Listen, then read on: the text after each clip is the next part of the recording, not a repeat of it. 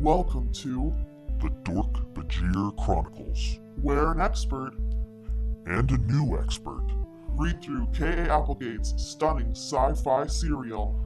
Animorphs. Join us. Join us. Join us. Join us. Join us. Come on, get in here.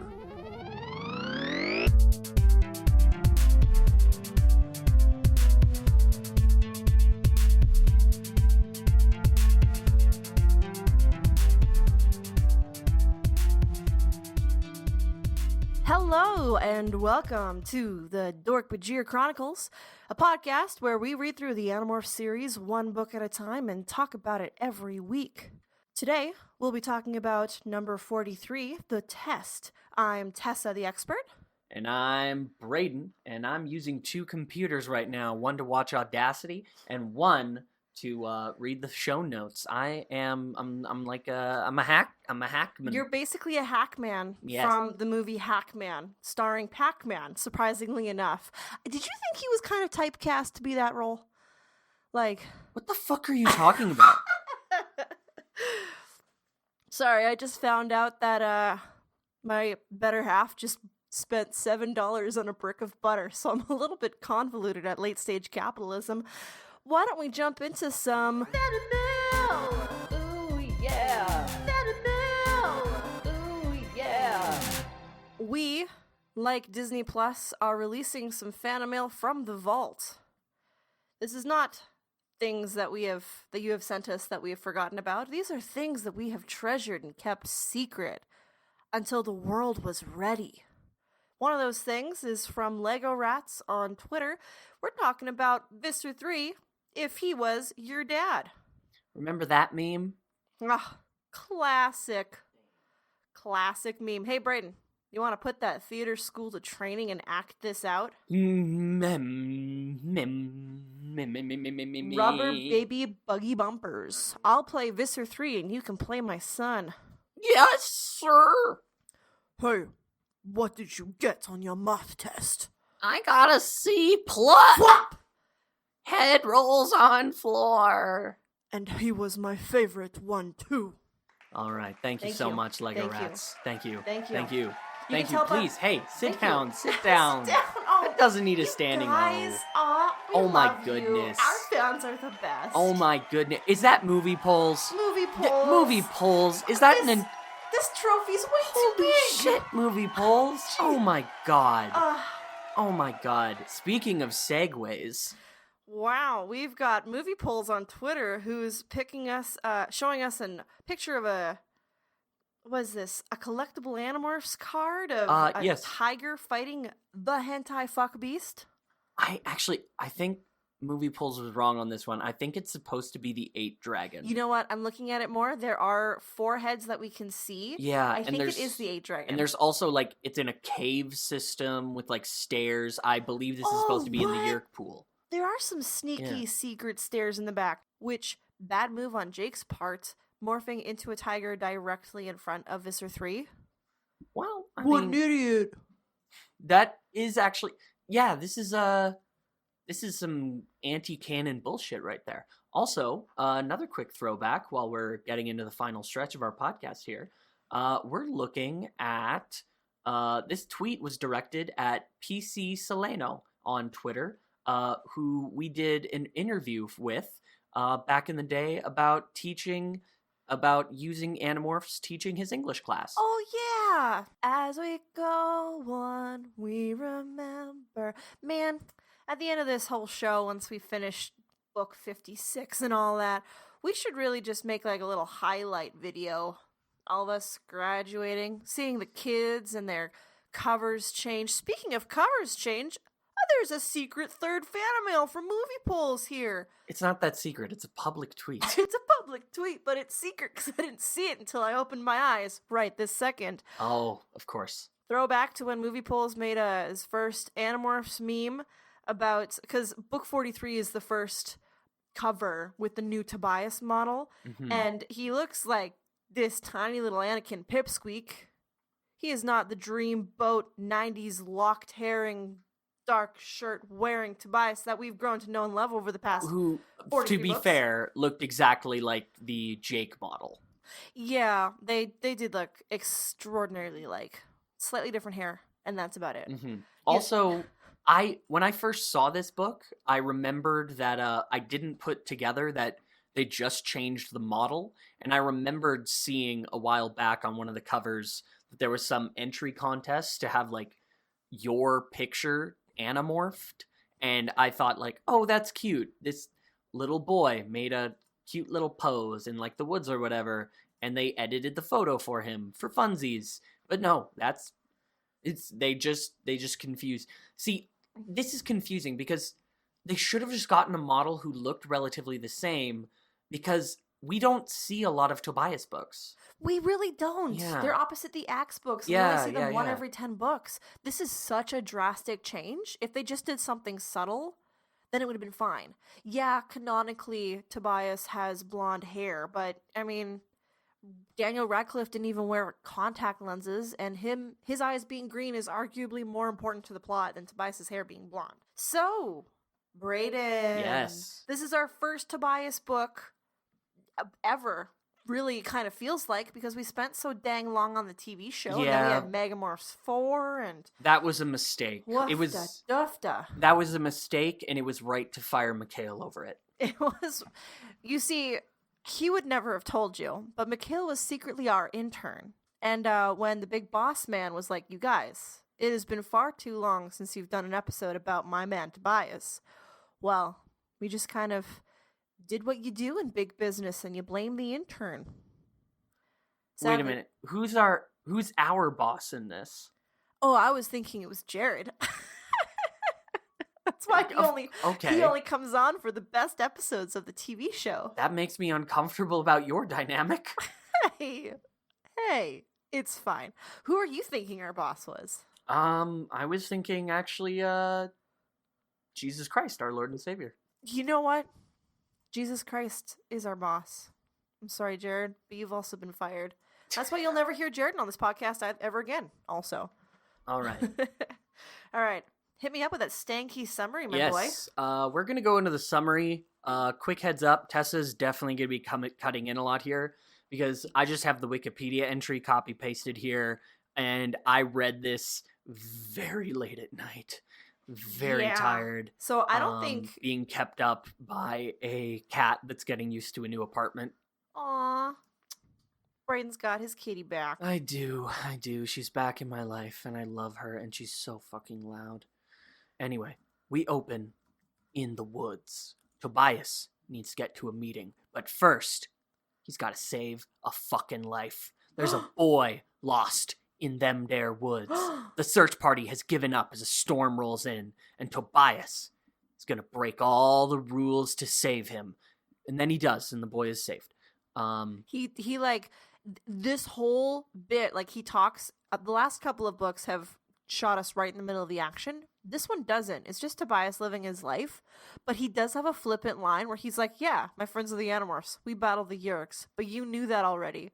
Like, he just does not care, because he is battling his own very real demons. Completely abandoning what I thought was a pretty golden rule throughout this. The Stan Lee rule of every comic book is someone's first comic book. I'm very curious to see if this becomes a pattern now that we're this close to the end of the series. If they make the entryway shorter for convenience. Can you imagine if this book was actually someone's first foray into Animorphs? That'd be Holy so shit. fucked up. This book is actually, I think it's kind of got a horror bent to it, just in terms of how things are described in And this one compared to paced. other ones. It's paced. Like, it's... So last we heard from Tobias, he was being tortured by Taylor, right? Like, that was book 33. They You know what? escaped. This is basically what if No Country for Old Men was Animorphs. Was Animorphs. But anyway, yes. So he saves this little boy by leading his dad to the little boy. The little boy's dad to him. Not Elfangor's not back and just hanging out in the woods for 2 minutes. But then Tobias gets mauled by golden eagle or a golden some It was other a golden bird. eagle, yeah. It was a golden eagle, but he manages to get away and is saved by some wildlife professionals who, patch him up and make him and sedate him and put him in a cage because they think they have to wait his entire healing cycle, natural healing. They don't know he can just morph out of it. And he realizes, I can't morph while they're here. I can't risk them having cameras. I actually just gotta sit and wait here. And I'm thinking, wow, this is gonna be a boring fucking book. Well, the whole time he's battling Taylor's voice in his head telling him that he's worthless. And then when he gets captured, he realizes, oh shit, I just fucking thought spoke to this boy's father to lead him here. And the veterinarians are like, hey, you're a Hero Hawk. And they hold up a paper with a headline. And it's like, Hero Hawk leads father to safety of boy. And Tobias is like, ah, shit. Yeah, why do they fucked up? Why do they think that this is the hawk? Do they keep track of this? No, I mean, they might just think it's coincidence. There's no reason for them to think it's the same hawk. But maybe they just think it's coincidence or because they want to think that it's the same hawk. But yeah, Tobias doesn't realize until he's all locked up in this cage that, oh shit. Yeah. And he realizes he's just got to kind of chill out and wait on this whole ordeal.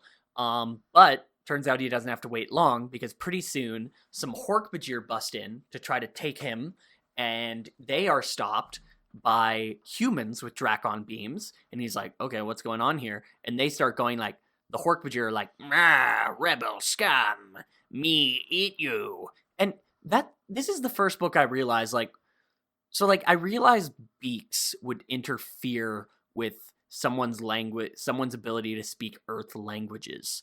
But why does it just seem to make them, they don't slur any words or anything as far as I remember, or maybe we're just too far out from the last time. They just skip words. I think that's just the specific Dork-Bajir doesn't understand English as much, so he's using you, enemy, me, get promotion, because he doesn't know all of the words.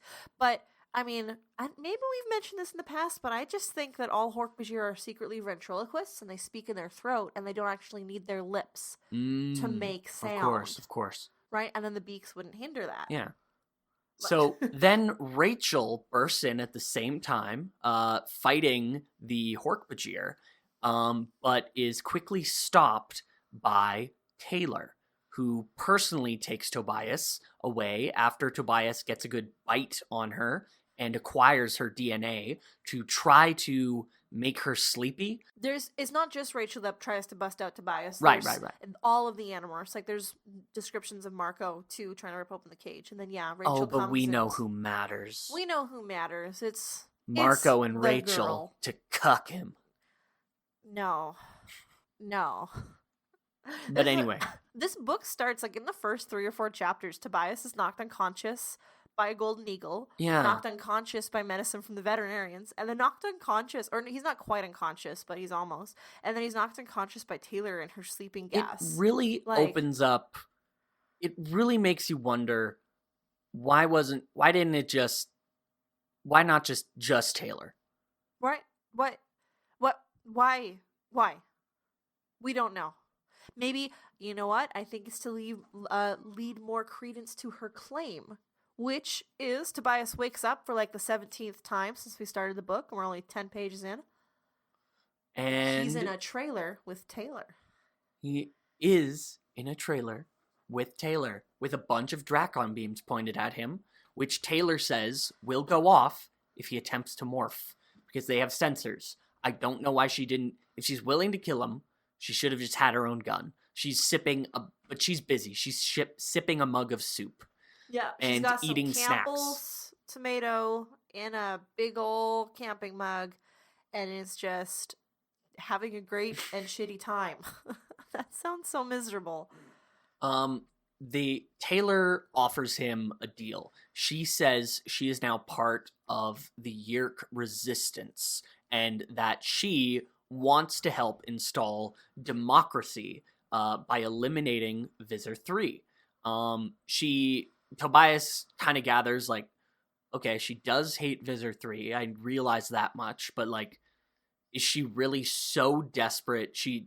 I don't think she actually cares about democracy, but is she so desperate for power that she would personally knock over the current imperial system to do it? And he kind of he says, I will consider your offer. And she gives him a web address, which he will post at if him and his team agrees. He flies away, and they all leave, and They meet in the barn to talk about whether or not it's a good idea.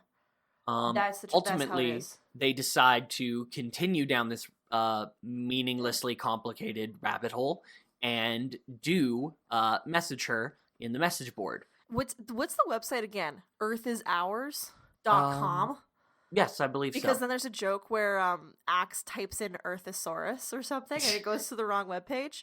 And then the actual webpage of Earth is Ours is just like a spinning JPEG of Earth saying, it will soon be ours, and then like a little box for messaging, which I have to assume is just a public message board, right? Technically, yes. Public In the sense that it's out there and it will just be posted on the webpage, not like an email, right? Like it's not going to be a form that you fill in when you're trying to book a hair appointment. It could just be like a hair appointment form thing. Like you type it in and you post it, and it'll like just be like essentially mailed to one mailbox, like when you make a complaint form on like the co-op website. Yeah, but I don't know if that technology existed in the 90s. I don't know if that's realistic. That's literally the simplest form of internet like communication. Yeah, but we remember the internet book. There's not a lot that existed on the internet back then. Yeah. There's this convoluted setup that Axe has set up of like they got Cassie's cell phone all busted open for internet access, and it's hooked up to a car battery, and there's this shitty little laptop, and that's how he's accessing the internet. And it looks so cool, and Axe like is going to explain the science, and Marco's like, we don't have time for that. And it's like, fuck you, Marco. Just let Axe explain the science for once. Please. They agree. They message her, and she messages back to meet her at a certain library. It's a bookstore. The Borders bookstore, yeah. Yes, the Borders bookstore. And to psych her out, Tobias uses the morph that he acquired from her to morph into her to be able to, at their meeting, to just like in public pretend they're twins and like psych her out. And it does seem to for a second. Because, well, it's the Taylor that she was before she was in this tragic accident, right? Like, that's being in the tragic accident is what made her become a controller. And also, you know, have a bit of a psychotic break. I mean, they call her insane. There's a lot of ableist language in the book. They call her insane a whole lot, but it's like, it's assumed that, or at least Tobias is like, yeah, she's unstable. She doesn't seem very well. It's like, Tobias, you're a bird. I don't know if you're the leading expert on this here, bud. And it freaks her out for 2 seconds. And then she's like, hey, wait a minute. Can't you only acquire in your base morph? And he realizes, oh shit, that was a risky move. She'll never figure it out. And you know what? She probably won't. Because we're only 10 books from the end, and who needs that plot line? And I don't even think... Is there going to be another Tobias book before the end? I think there's one. Honestly, I think there's only one more. Really? There might be two. It's difficult to say. You'll find out after book 45, the books get a little fucky. We'll get there. Okay. We'll get there together. Okay. So then they have everybody all posted around. Like, Rachel's a cat in the alley out back. Marco is wearing clothes in the Borders, like with a disguise of clothes. But like, why would you have Marco be that guy? He is the host body of Visser 1. Or sorry, he is the son of Visser 1's host body. Like, does anybody else know that though?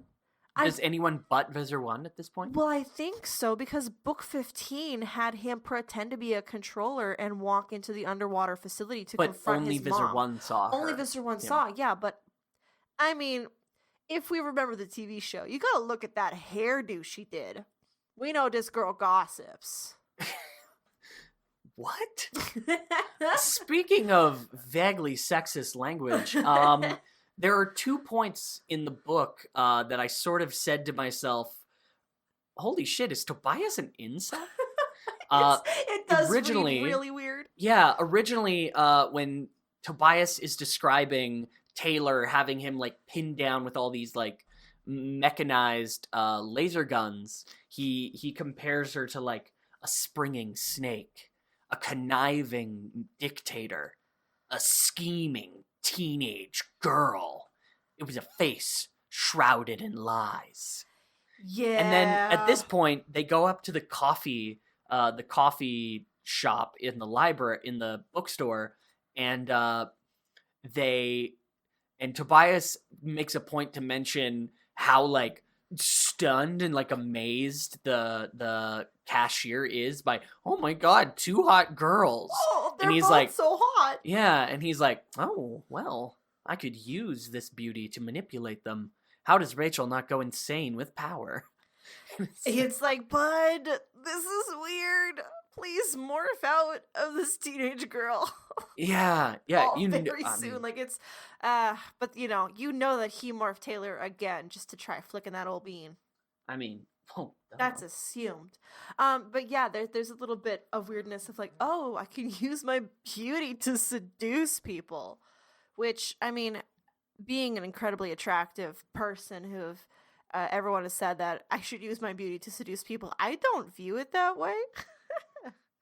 It's more like everyone's just nice to me for no reason. All right, so in the bookstore, drinking their coffees, this is where Taylor explains her evil master plan.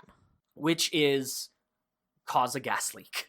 It is severely underwhelming. And this is sort of where that sort of horror movie aspect comes in. This is where, when the plan starts, it is. But the plan is she wants them to morph Taxxons for her and dig from a gas line, which they will break. It's not an oil gas, it's natural gas. No, yeah. I said oil and then I corrected to gas. I did. Okay. Those aren't the same thing in my head. Don't go telling the viewers that I'm fucking dumb. You know where we live. I just mean that they're the same thing in my head. Redacted. Will find me.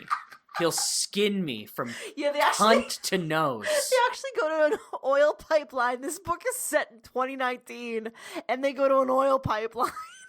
And that's why Rachel was kicked out of session. Yeah, and there's a bunch of rowdy fucking people out there, and they're just like, why can't we have civility? Why can't we just play guitar at the cops?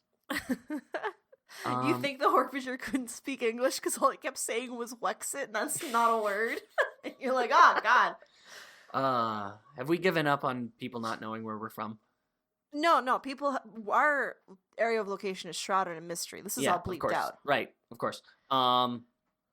So they're going to cut a gas line and dig in there as Taxxons within a few days. I think it's the idea is that Taylor's like, this has to be done immediately. Yeah. Taxxons can dig in just a matter of hours. Because the first Tobias is like, yo, babe, we tried to do this whole digging shit in book 17. It took fucking forever and didn't even work. Because moles are the size of your thumb. Yeah. And then she like, describes, Taxxons. It's okay, you're going to be Taxxons. And then Taylor, not controller Taylor breaks control for a second and is like, no, don't do it. Don't trust her. And throws herself on the ground. But then Taylor controller gets control again and is like, what were we saying? Okay. And Tobias is like, says a lot of words that mean, I do not trust you. Taylor doesn't trust you. Nobody should trust you. But the plot of the book needs to go on anyway. We might as well. Let's just see where this goes. Yeah. This is like if Tobias just like noticed he was being followed home by the bus stop and decided to, instead of running away or, defending himself, was just like, you know what? Let's chat this person up. Let's see where this goes. Like, this is clearly a heebie-jeebie bad situation. What are you doing, bud? But of course, he has his own mental things going on in his head. He thinks that in their previous discussions, the whole gang was being very gentle about not talking about his torture. So he's like, wait, I'm fine with it. Like, the gang doesn't think I'm weak, right? So he's got all of this shit going on in his head. So it makes sense. Can't they why he would tell? be- Can't they tell I'll be fine? No, Tobias, you have bird body language. They can't tell shit about you. So this is where the gang meets in the mall, the same mall the Borders is in, and they talk about the situation.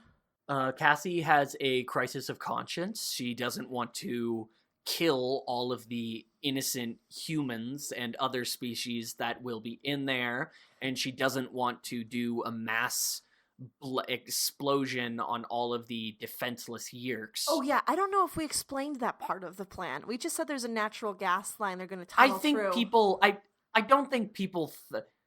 They're going to blow it up. They're If you going to blow thought up for the Yeerk pool. if you thought for a second that they were just going to let in a little bit of natural gas at a time to a gigantic underground football stadium, you're a fucking idiot, and you shouldn't be. You should be listening to baby podcasts for babies. For babies. The idea is that they tunnel the hole from the pipeline to the pool and blow up the Yeerk pool.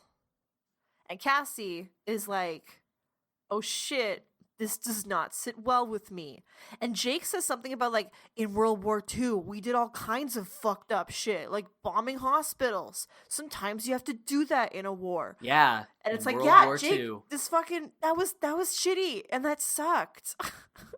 Like, what's your point, man? The war sucks? Yeah, we get it. You still shouldn't just kill civilians. Yeah, so Cassie's like, you know what? I'm actually tapping this one out. Which Tobias says that Jake has always given us the option to do that, and nobody's ever really taken him up on it.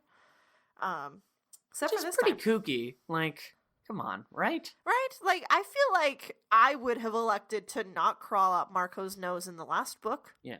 Just, I would have stayed out there to watch over him, keep him from being bit by rabid dogs, but that's just me. Afterwards, they meet Taylor at this gas station, gas bar, gas place, and she has done a costume change into all leather. She's got her hair tucked into her coat Yeah. jacket, which sounds really uncomfortable. Yeah, and also later she does another costume switch to khakis and a tank top. Oh yeah, there's a lot of descriptions of clothes that aren't morphing outfits in this book. Mm-hmm. It's pretty weird. So we get there, and Axe has let Tobias morph his body so that he can appear to be a regular Andalite. But first, they give Tobias a haircut so it doesn't look like they are literally exactly the same person. Which is, how do they determine hair length when you morph? Right? Like, I always pictured, the covers always had the Andalite's hair already being extremely short. Yeah. So did Axe just shave some bald patches on him? I don't know.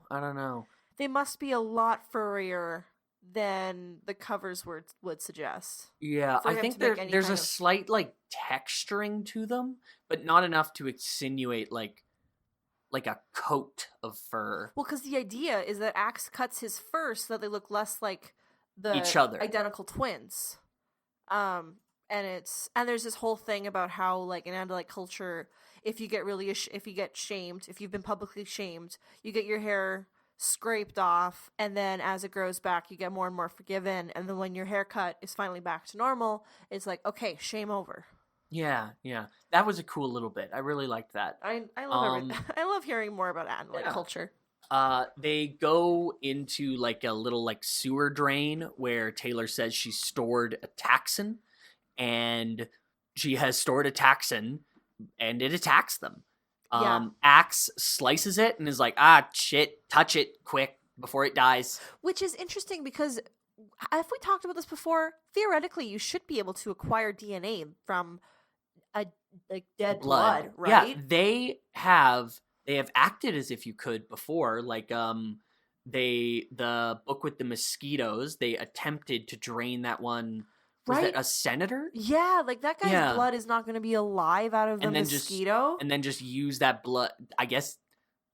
Also, what a spit dumb the plan. blood? How would they have gotten the blood out of the mosquito, right? Like, Yeah. what?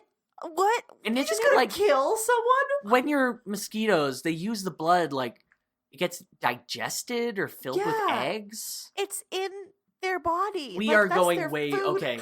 Listen, This is off topic. we are way too close to the ending. We can't go that far back. We can't go back. We're just gonna redo. This is our Sisyphean curse. Is we just keep skipping back. We just keep doing like the best of the worst books. In the Wait a middle. minute. Tessa, do we ever find out about Dork-Bajir tongues? We do in book 57. You mean book 69? The unreleased copy, book 69, will teach you what the Dork-Bajir are to know. All right. So they start this project. Taylor and some of her goons have busted up the concrete underneath the gas station, gas place, busted up the concrete enough with picks or Something. jackhammers. Their big, strong, meaty hands. To get them to get the project started. And at first, she lets them know, I've got a Dracon beam. Don't worry, it's just set to 3. So if you become too Taxxon-y, I can just blast you. 3 is like we can assume is a stun setting. Yes. But later on, Tobias, after his digging session, gets very hungry for everybody's meat and tries to eat them. And actually swings right at Taylor because she looks the pinkest and meatiest. And at that point, Taylor says, like, fuck setting 3, I'm cranking it up to setting 6. And after a little bit of, like, crosstalk and, like, cross-fighting and, like, Tobias being like, I want to eat everyone, but I don't want to eat my friends, but I do want to eat Taylor, but I don't want to eat Taylor.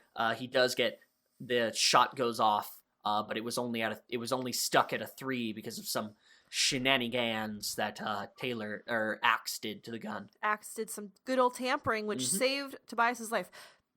This book, we also find out why Taxxons are so hungry, and it's because they have this incredible paralyzing fear of starving. So Well, they don't we all? It's 2019. Am I right? So like, whoa, if we're thinking about like generational trauma, what happened to the Taxxons way back when that made them super hungry that now every living Taxxon is just scared about starving to death? Well, let's think about some of the worst famines in human history. Let's not. Let's think more about this fun, uplifting book. Yeah. They continue to dig and be miserable and struggle. He almost dies. Yes. Like, he legit, they cannot get a hold of him. He almost dies. I wrote down the quote. He's going to die. No, he won't. He's on more covers. Right? Can you imagine if this was a fake out and they just had, like, they found another Andalite for the last 5 books?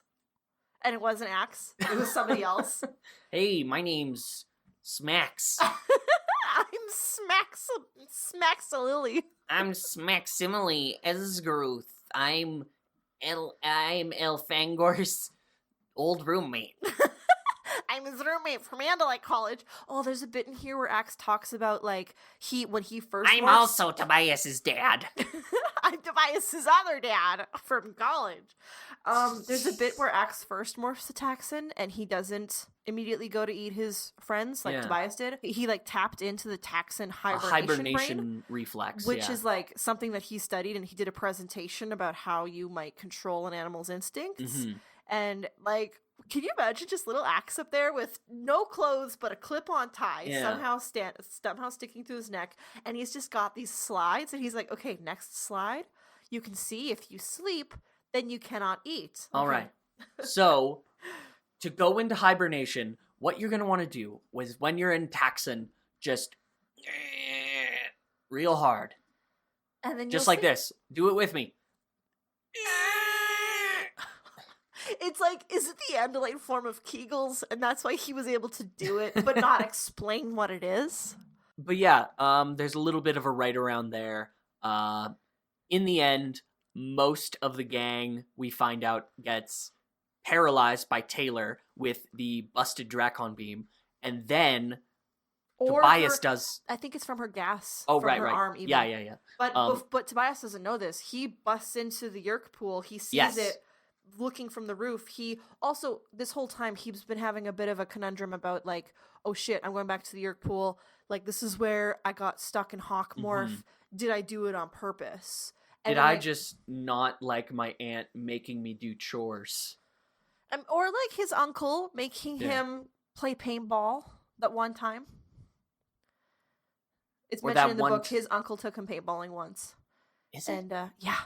I read way too many of these drunk. Oh, man, you just read too fast. You missed it. No, yeah, his uncle, I guess, dragged him paintballing once and he hated it. I'm like, Yeah. of course he did, Tobias. He liked reading about dinosaurs. You little So- nerd. They manage to bust through the wall, but then Taylor paralyzes all of them and makes it very clear, you fucking suckers. I never meant to do any of this. I'm not going to let any of the gas in. I'm just going to blow up you. And I will be fine because my head is made of solid steel. Titanium or something. Yeah. Like, the body might die, but the Yerk will survive. But before that, she, like, creeps up on Tobias somehow because he's not paying attention. And she's like, do you want to rule this with me? Do you want to be my host? And Tobias is like, I mean, like, what's in it for me? And Tobias is just like, I'd rather jizz in my hand. And put it in my hair like a hair gel. Yeah. Yeah. And, so then Taylor breaks open the pipe somehow. Does she have, like, a hammer? But then She has a metal, super powered metal arm. Oh, right. She's got Yeah. her magical metal arm. But she busts open the pipe, which makes all of them go flying down the tunnel because I guess natural gas is pressurized. I never thought that pressurized. Yeah, it talks about how they're being blown down the tunnel and they almost fall into the Yerk pool. Yeah. I mean, this is before the explosion. This is before the explosion. In fact, Yeah. I don't think the explosion actually happens because I think they're suffocating. Turns out, I was like, oh no, I'm suffocating. Wait, I'm not, because alien physiology is different and I can breathe in this atmosphere. But all of his friends who are still in their animal morphs and paralyzed. Cassie does. Oh wait. This is no. later. Taylor does set off a gas explosion. She does set off a glass explosion? Yes. I don't think it's as big as it meant to be though, because Yeah. when they didn't crawl let- back, they find out the gas has been turned off. Yeah. They didn't. They do not let out enough gas to blow up the pool. Which is a good thing because then the gang goes upstairs and they see this disturbing image of a bunch of humans just there, either dead or unconscious, and a bunch of Yerks squirming on the floor. Yeah. Which is disgusting. Why would the Yerks just leave the host like that to squirm unless the host was dying? And they see Cassie, and this is in the natural gas plant station. She had to turn off the gas to make sure that the explosion wasn't big enough to kill everybody. Because she started talking to Tidwell, Mr. Tidwell, if you remember, from book 29. Hello, I'm Mr. Tidwell, just talking to some children. Never mind. Have I He's a told teacher, you about so the it's slugs? okay. Is it? Is it? But she was talking to him. He's actually a part of the Yerk peace movement, which is what Taylor said she was a part of. And Cassie's like, wait a second. What are you telling me, Tidwell? And Tidwell's like, yeah, me and my buddies from the Yerk peace movement, we all eat our food at the exact same time. And that was going to be that night that Taylor wanted to rig the explosion to blow up the Yerk pool. It was a plot by Visser 3 yes. to try and blow up all of the Yerk peace movement and kill the Animorphs. We should edit out all this stuff where I'm very confused, like I didn't read it at all. I swear to God I read it, guys. I just did it very tired, please. We're getting so close to the end. We forgive you. Oh, and now I can die. Jesus Christ, our boss and our Lord and Savior, he releases your soul, but he will not let you have those vacation days you requested. No! You have to work on Christmas. Oh. Yeah, so, like, the book, and they find Cassie sobbing because she killed all these human controllers to save her friends, and she was the one who didn't want to kill the Yerk pool, but she had, so she's had her own moral conundrum. And then the book ends with Tobias and Rachel about to bone on the beach.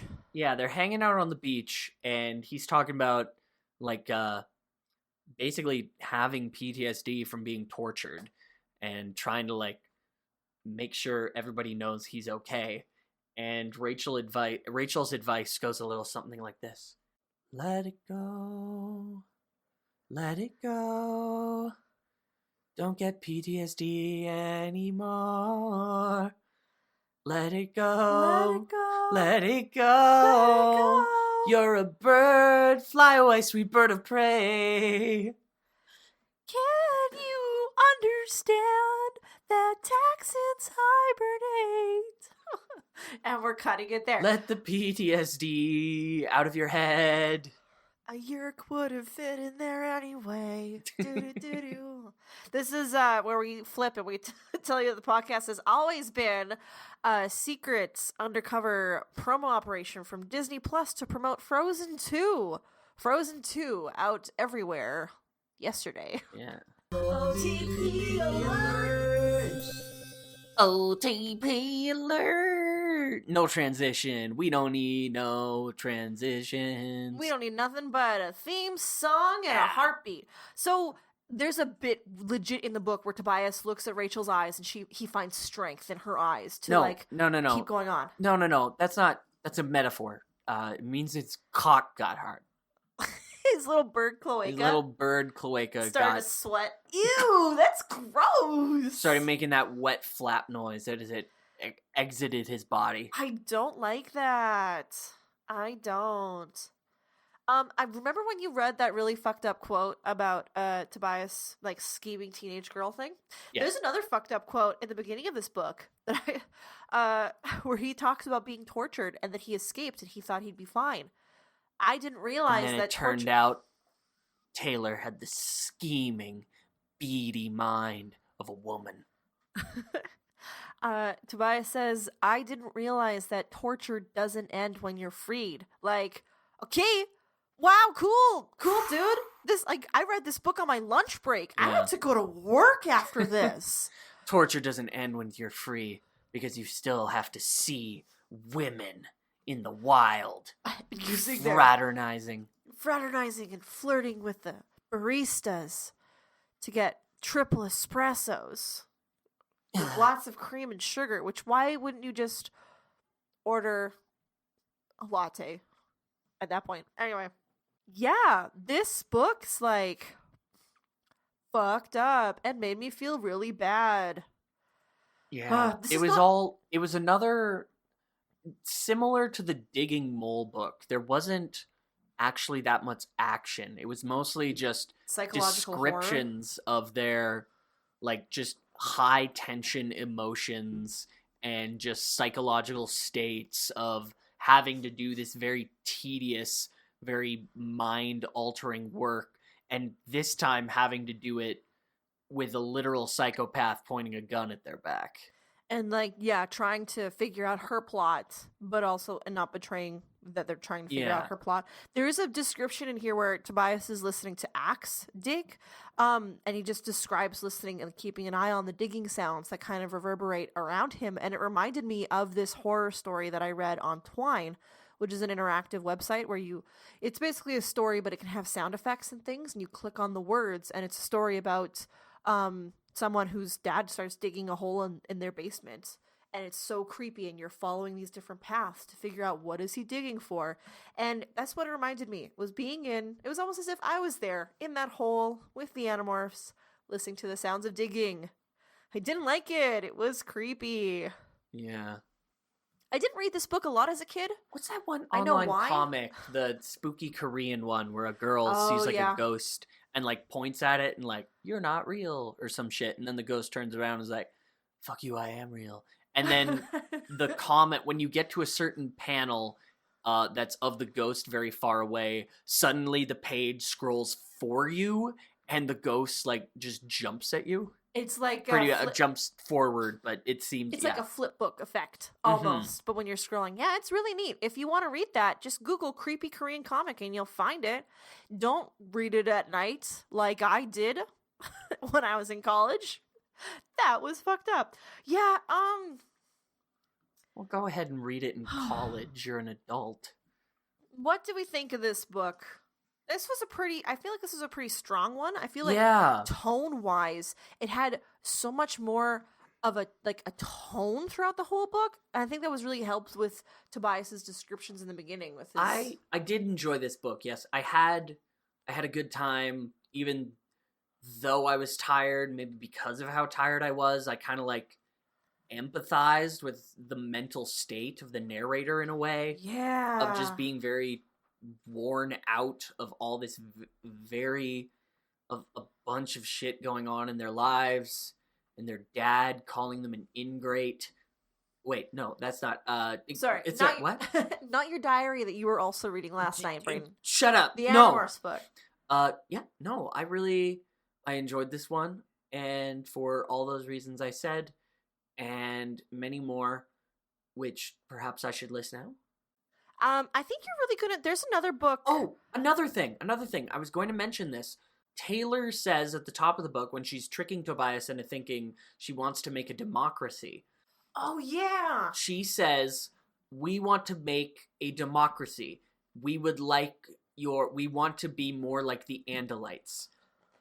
Are the Andalites a democracy? Because we've only seen them talk about people being war princes and viziers and old-timey stuff like that. We've never heard of, like, an Andalite prime minister or a president or whatever. Well, now, vizier was, that's the Yerkes word. Okay, you know what I mean. But, war prince I always considered a title more than, like, an actual, like, description of royalty. Like, that's just what they end up calling the guy in charge, is prince. And then it means something, like the translation means something in English, but to them it's just prince. Like, okay, I don't think you upgrade to a queen after that. Just for the record, what you just described as not like a title is literally a title. I meant more like you can be a prince in the human world just by being born to a family. I think in Andalite culture, you get it once you get promoted enough. You know what I mean? It's almost like a brigadier general. Oh, okay. So it's not a democracy, it's a meritocracy. I don't know what either of those words mean.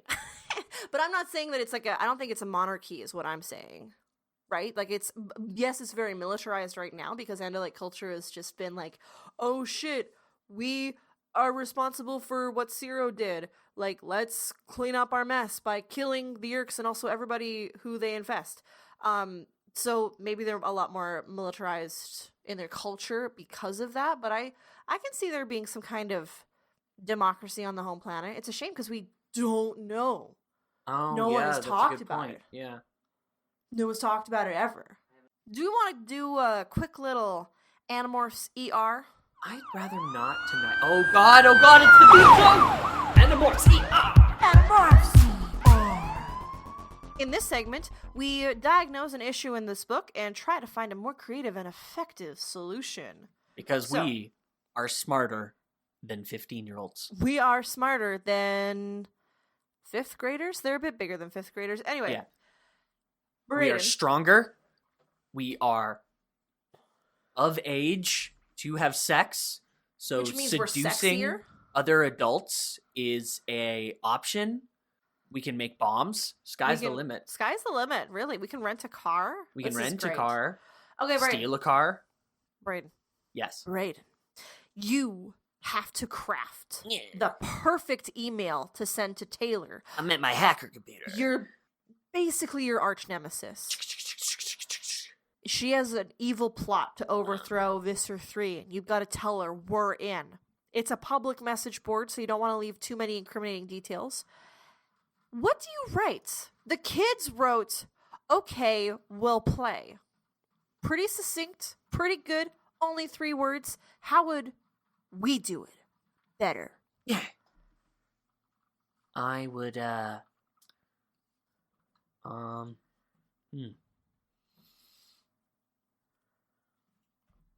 Okay. In this universe, what about smoke signals? I mean, I think you have to be in the message board because this is where she said to post. I mean, what you could do is do an emoji of the smoke that a lot of people use to make it look like a car is going really fast. Right. Or a fart. Okay. We'll say that you can use emojis in this one. Yeah. How about this? I would simply type a plus, and as a code for affirmative. You do have to sign it bandits, I think, unless you can think of it as a quirky sign off. Yeah, my bad. Right.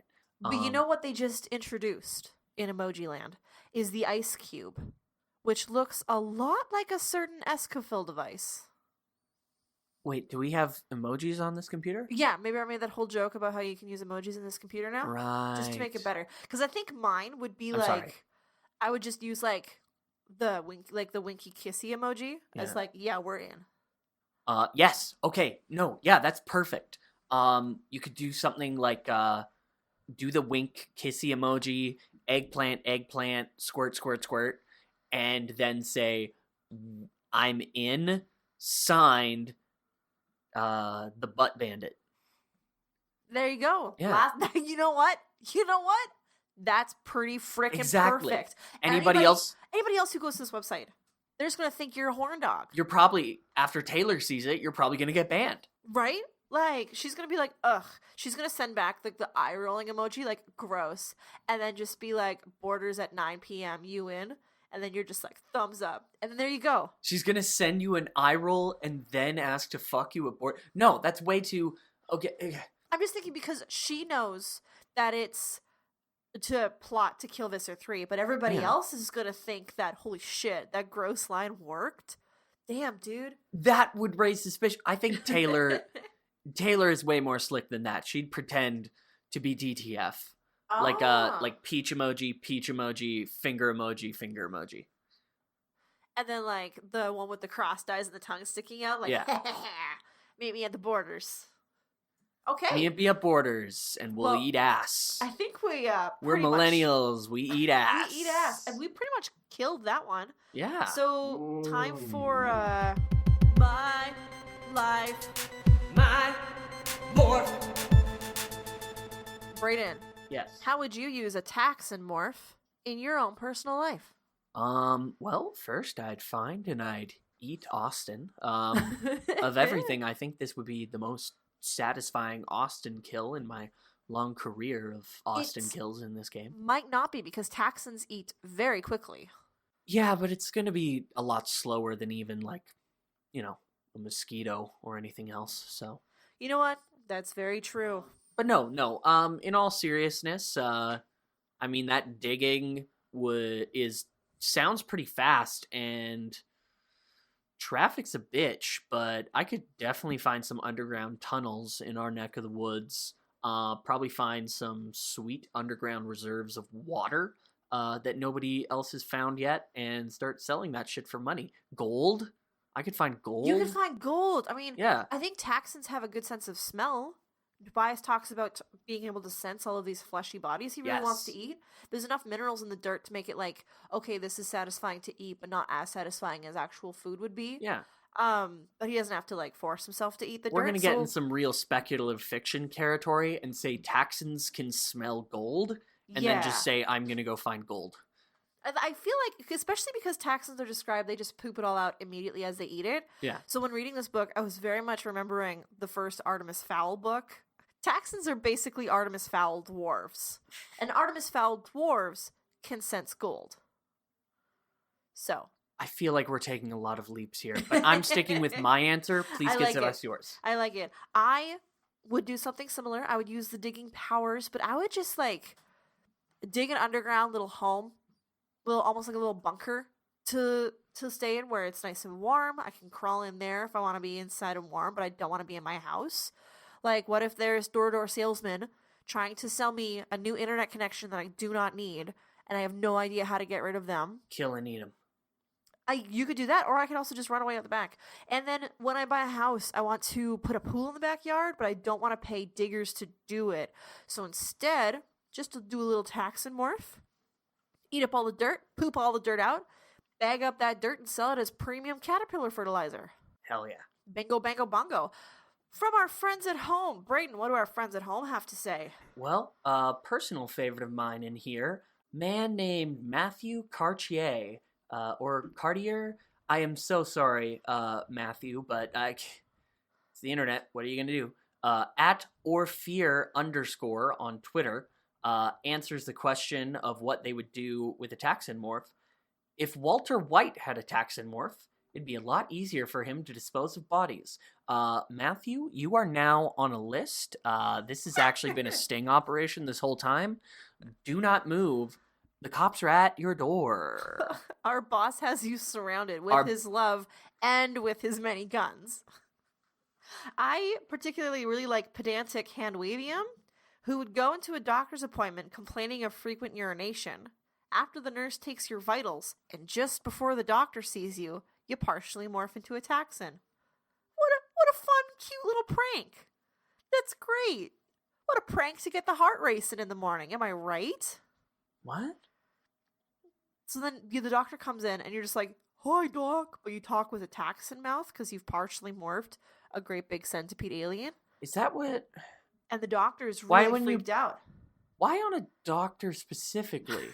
Because why not? They get to wear white lab coats. Aren't you jealous? We got a lot of people here who are just like, nope, never, would not do it, which I respect. It sounds disgusting and horrifying. Axe just liquefies completely into goo and then bursts into a Taxxon form. Who would want to do that? I particularly like the answer of Zaximile Esgaruth Isthil it's Zach with a K, to remind myself, hey, things could always be worse. Good stuff. Oh, Sarah Bovard here has got a similar idea to me, where you would finally get some decent gardening in, clear out all the dense briar bush and eat up the anthills. I'd turn it all into fertilizer. And same with Dank Dreams, would get rid of trash and make fertilizer and dig holes. It's just a lot of good digging. Good digging. Good digging. Yeah, they kind of had the same idea as me, except I don't think anyone else went as far as saying they'd find gold. So, I don't know. They just don't have as strong a brain as I do. You won the gold one in that. There are a couple people who have suggested go to all-you-can-eat buffets and get your money's worth, but I think that's a guaranteed way to get yourself banned from the country buffet. So maybe don't do that. Brayden, what do you think might happen in book 44? Tell me now. Predictions! Predictions! Okay, so I'm looking at Animorphs number 44. It's a Cassie book. Very purple. Cassie is wearing purple, sort of a purple plaid on her, and she's turning into a kangaroo mite. It doesn't look like one that has a pouch, so it's a male kangaroo. Tessa, as our expert, you have to answer. Do I have to answer about animals? Yeah. Like, it's got these what look like they can only be little furry potatoes stuck in his crotchal region. Oh, those do look like balls. So is this the Animorphs where the genital sheaths of marsupials become an important plot point? What's interesting about this kangaroo is that it has not been going to the gym. This kangaroo is the least jacked kangaroo I've ever seen in my life. What? What are you talking? I mean, there's no muscle here. There are jacked kangaroos in the world that have sort of become popular memes lately, but I think this is a pretty typical kangaroo. Yeah, this is pretty typical. This is the prototypical kangaroo jack kangaroo. Oh, okay, so it's not like you would look at the Rock and think, "Oh yeah, that's just what everybody's human body looks like." Yeah, exactly. Okay, this is regular. This is your podcaster kangaroo. But I digress. This book is called The Unexpected, and its tagline: "Some say you shouldn't play mind games. Tell that to the Yerks." Dun, dun, dun. So they get a kangaroo. I will say this is one of my favorite books. Oh, okay. If you so want that kangaroo obviously fucks a dog. I'm thinking that we're gonna watch that the sexual tension finally breaks, and they just all have the moment of realization. It doesn't count if we fuck as animals, and they just absolutely have a gender bender, species bender, fuck of palooza festa finale, and just suck and fuck until the Yerks take over Earth. Just in case you want to put another answer in the bag, I will say this has been one of the most hated books that I've seen people talk about. If they hate books, they hate the mutation and they hate this one. Sometimes some people will also say the starfish one, but like, Okay. let's be real, that one was perfect. Oh man, what do people like about Animorphs? They like Tobias having pain about his bullshit. They like The empathy. yeah. Oh, I'm drowning in your empathy. They like action, obviously. I think this one might just be maybe Cassie in the mainline books, we finally figure out a bit about Cassie's, what is it? Temporally anchored? Was it called? Temporally grounded, yeah. Temporally grounded. Maybe we find out a bit more about that, and it's basically just like a spirit journey across the Australian outback. Just a mental, like, fever dream. It's Toto's Africa, but put to book form. But put to book form, but it's also Australia, which is, it's not Toto's Africa, it's the other song, I Come From a Land Down Under. Yeah. Can we But just that talk, one's not as trippy. Can we just talk about the second picture, Of like one layer course. deep, where Yeah. Cassie's just got the teeniest nub of a kangaroo tail? Yeah, I personally think number 3 is even more horrifying. Like that perfect middle between Cassie and kangaroo. You really get that strange facial definition. Like Mhm. there's a weird cheek wrinkle going on here. And the number 4 is just a kangaroo wearing pink plaid, and it's perfect. It's amazing. It looks like Kangaroo Jack.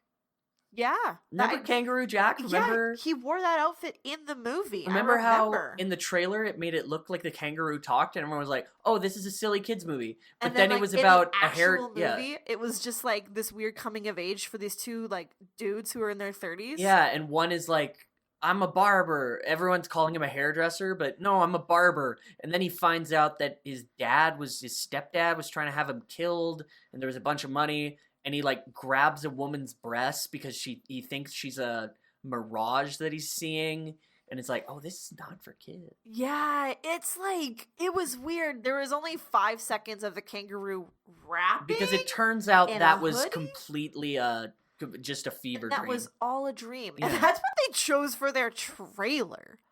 Movie producers. What's up? It's 2019. We know what's up with movie producers. We know what's up. Raiden, guess where you can find more of our stuff. Why? Twitter, Tumblr, Instagram, and Facebook. And we got our podcast on iTunes and Apple Play and Podbean and all those cool podcatchers. So And please go ahead and subscribe to them. hit subscribe, baby. 'Cause we love you. We just wanna get up in your ears and just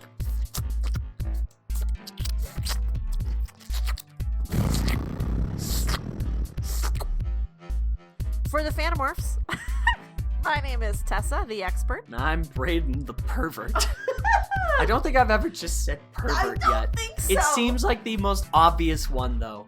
And this has been Fanimorphs, the Dork-Bajir Chronicles. I was gonna say Pervajir, but yours was better. Yeah. All right. Pervaginer? Is there any more riffs we can do on that? I think that's it. Nah, let's go get a smoke. Okay, All right. bye.